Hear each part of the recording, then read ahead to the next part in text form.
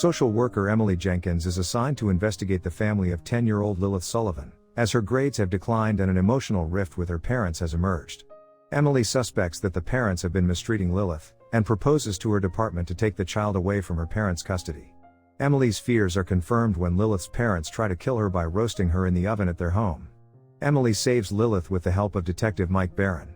Lilith is originally sent to a children's home, but she begs Emily to look after her instead.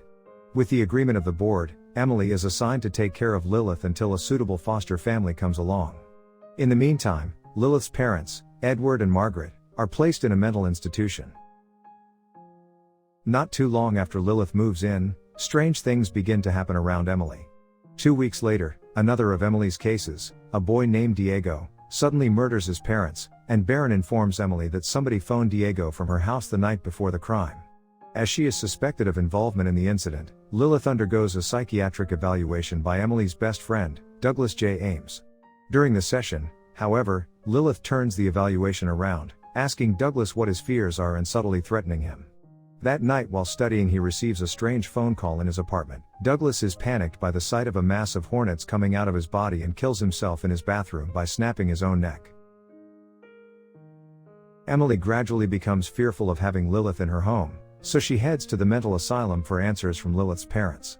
They tell her that Lilith is a demon who feeds on feelings, and that they tried to kill her in an attempt to save themselves.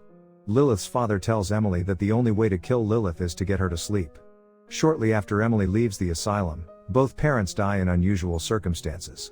Lilith's mother is fatally burnt and her father is stabbed in the eye with a fork after attacking a fellow inmate through whom the voice of Lilith spoke.